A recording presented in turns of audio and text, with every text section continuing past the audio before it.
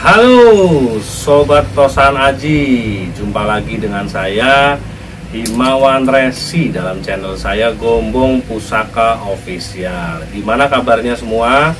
Semoga kita selalu baik-baik saja dan kita selalu dalam lindungan Tuhan yang Maha Kuasa. Amin amin ya robbal alamin. Oke Sobat Tosan Aji, nggak usah pakai muluk-muluk lagi. Saya akan membahas kembali tentang filosofi ricikan keris. Depan saya sudah ada satu buah pusaka kembali. Jadi begini sobat semua, masyarakat Jawa memiliki kebiasaan unik dalam memberi sebuah nasihat secara tidak langsung kepada sesama manusia maupun sesama generasi ke generasi lainnya.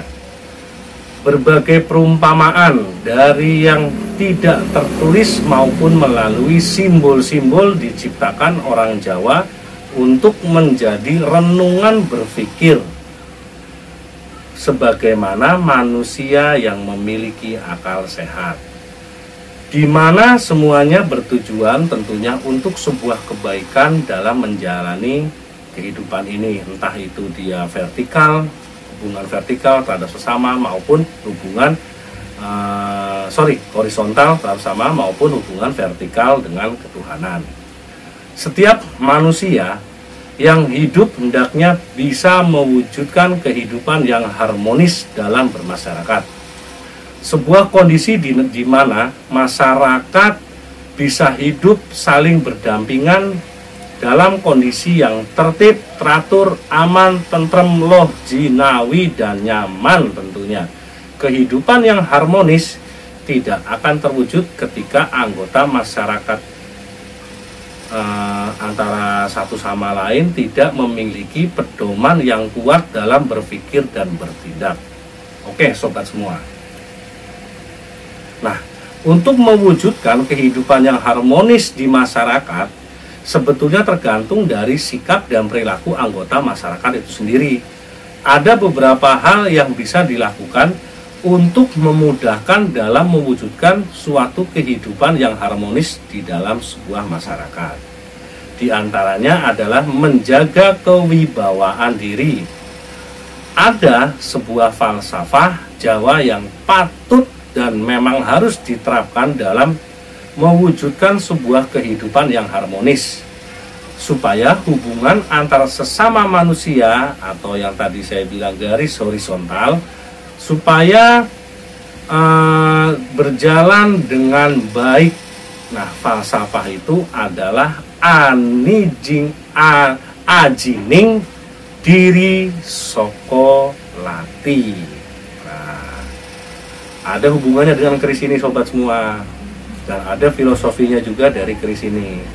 Jangan kemana-mana, seperti biasa bikin kopi, bikin teh. Kalau yang nggak ngopi, pilihan terbaik adalah susu cap nona. Oke, jangan kemana-mana, tetap di channel saya.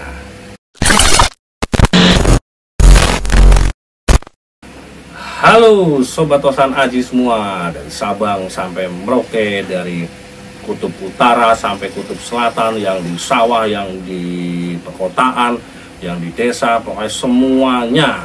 Wah, apa hubungannya tadi dengan keris tersebut? Saya buka dulu kerisnya sobat ya. Di sini seperti biasa ada label yang selalu saya kasih label. Ini adalah keris Perdapur Carang Soka Luk 9, pamornya di sini Junjung Derajat ke arah Pajajaran. Saya buka dulu sobat. Wah, ini kerisnya sobat. Oke sobat semua,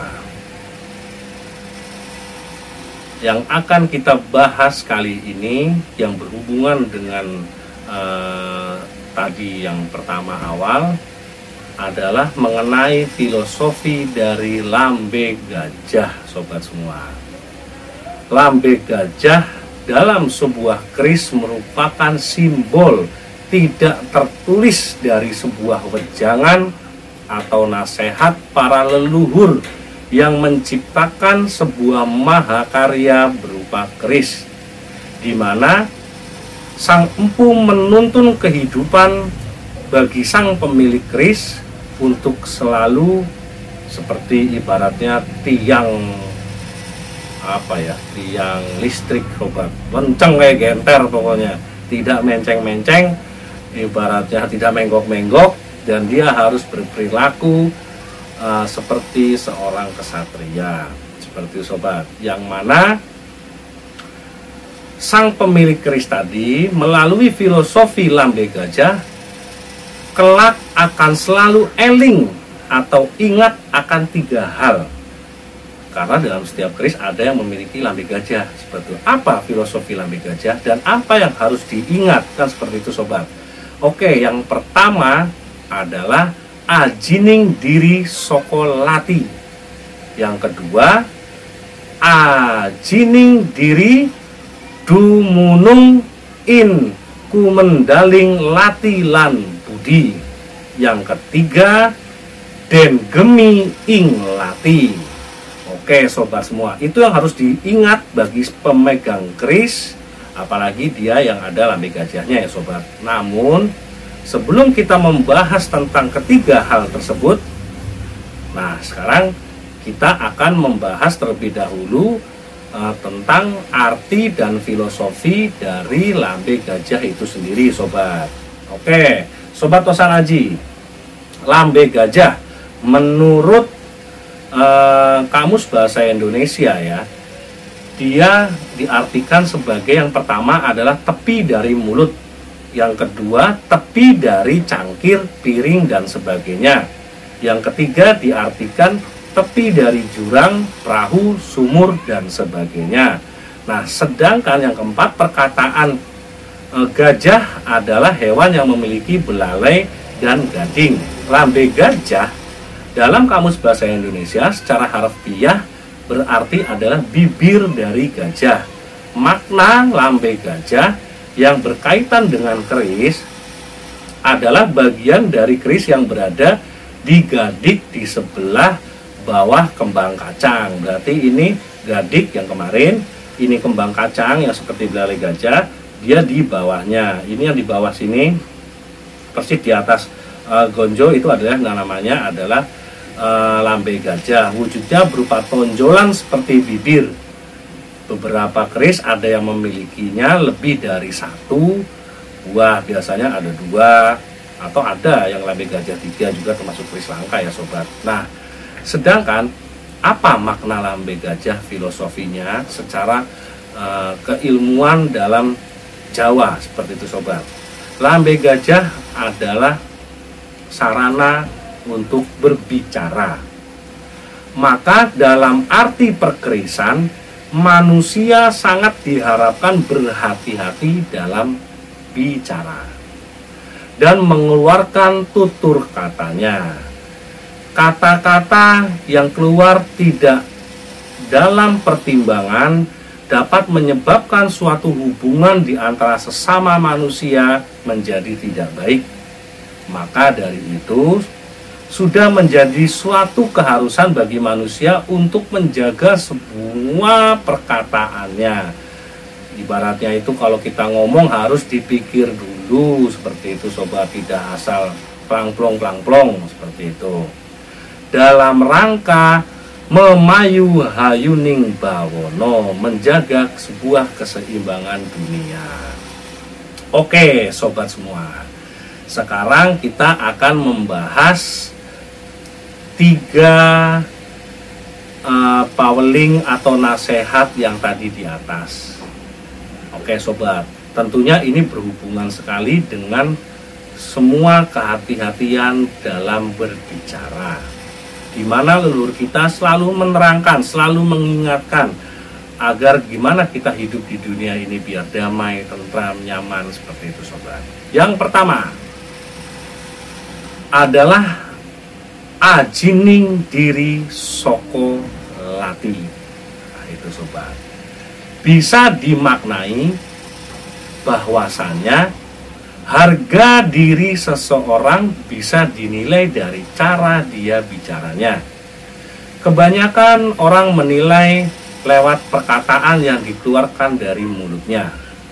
Nah, anggapan bahwa lidah lebih tajam dari pedang itu sebuah anggapan yang sangat bisa dibenarkan.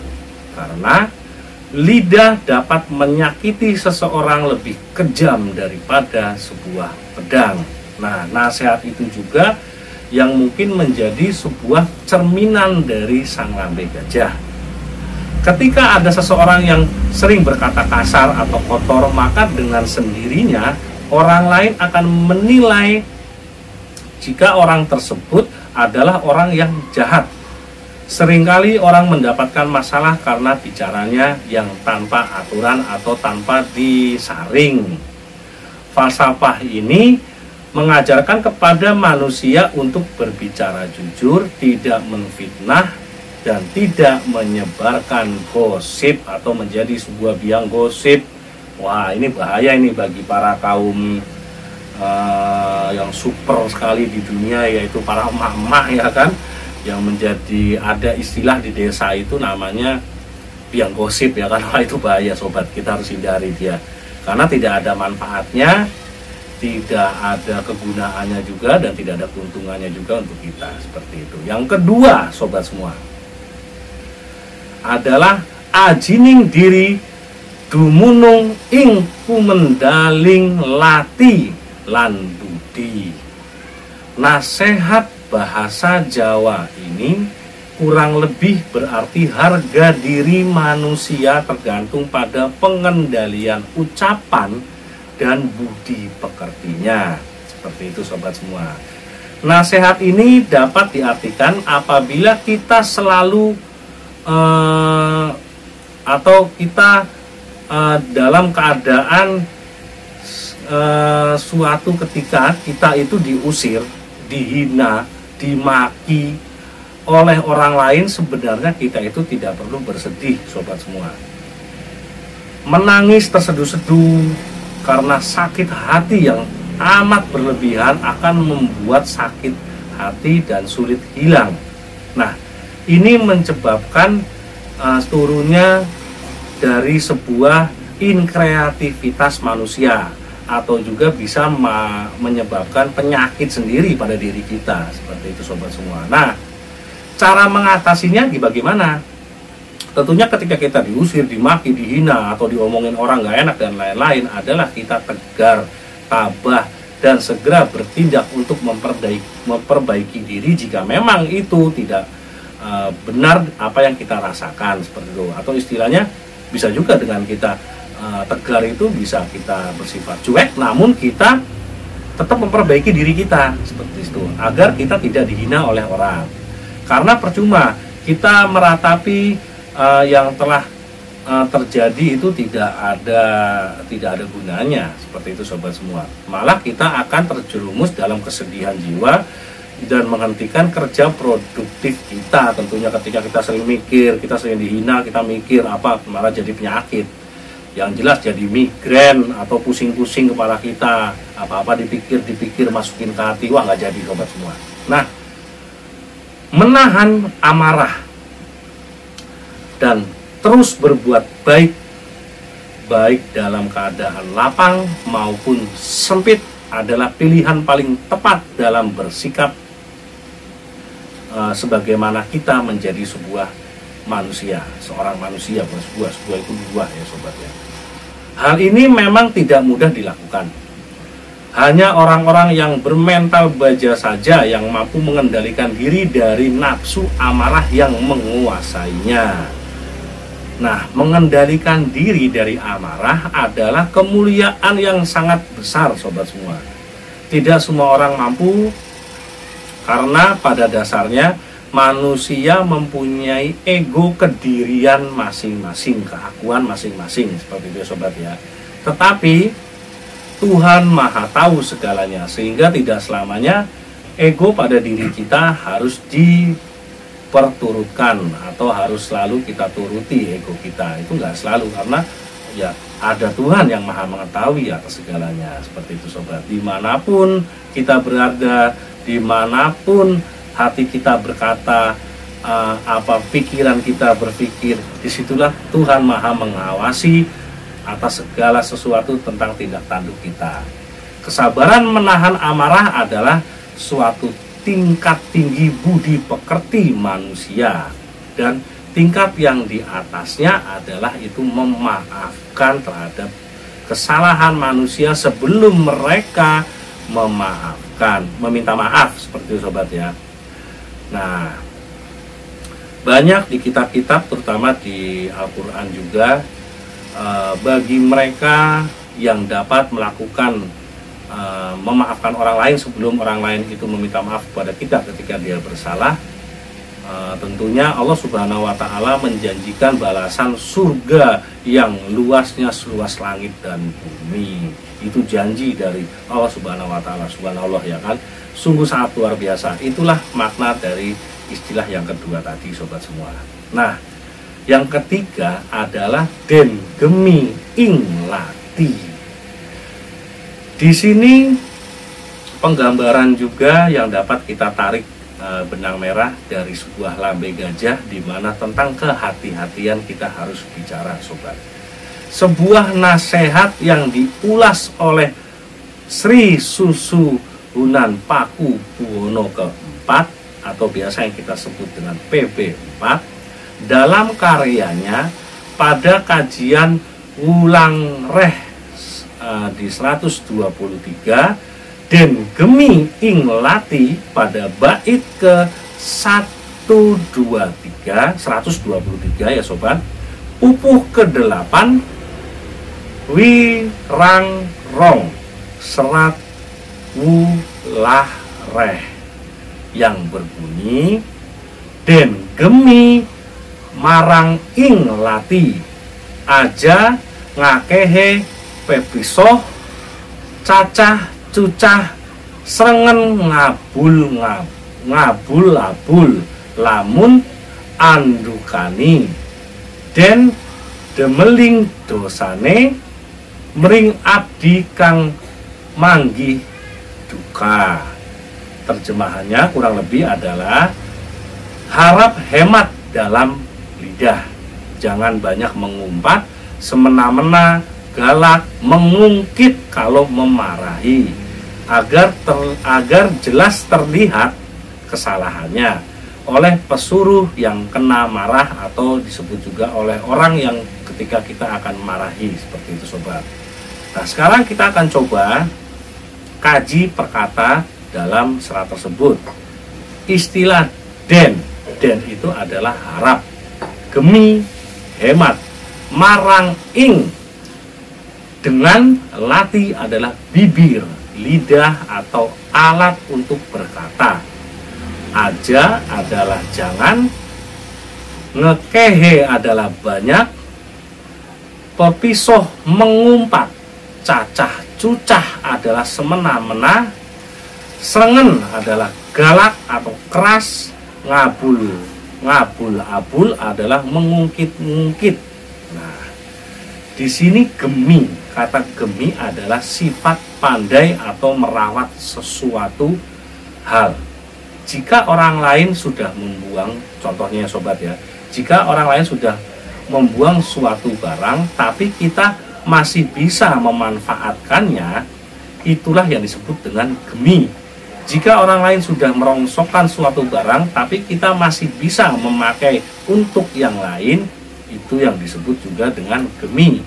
Jika orang lain sudah mengganti suatu barang tapi kita masih bisa memakainya, itu juga yang disebut dengan gemi. Gemi terhadap perkataan, maksudnya jangan terlalu ngobrol kata, jangan memakai lidah untuk berkata sembarangan yang tidak berguna atau berlebih-lebihan. Terlebih jangan memakai untuk berkata tidak pantas atau kotor. Misuh adalah perkataan kotor, cacah cucah artinya semena-mena terhadap orang. Srengen artinya berkata keras dengan emosi tinggi, tidak terkendali tanpa berpikir panjang. Ngabul artinya mengungkit keburukan orang lain yang telah, terutama mengungkit apa yang telah kita kasih, keburukan dia, kejelekan dia, kita ungkit-ungkit semua, kita buka semua, kita obrol. Lamun kalau andukani memarahi, dan agar dumeling jelas diingat dosanya adalah sebuah kesalahannya. Nah, di sini sobat kita dielingkan kembali, diingatkan kembali untuk sangat berhati-hati dalam sebuah perkataan.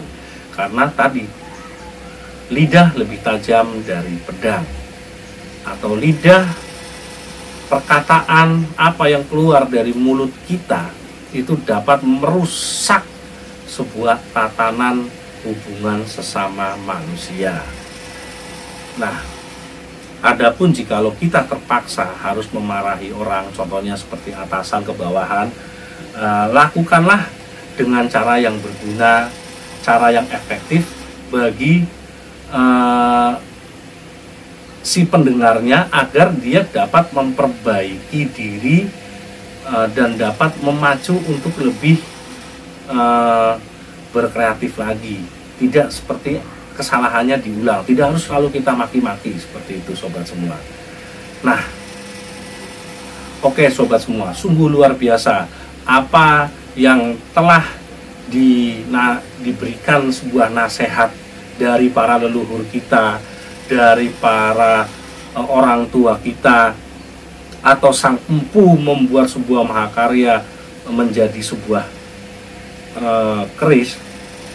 Itu tentu ada maksud dan tujuan, ada simbol-simbol, ada sebuah nasihat yang tidak tertulis, namun memang harus kita cermati, harus kita cari jawabannya, harus kita jalani. Seperti itu sobat semua. Ini saya masukkan dulu ya sobat ya.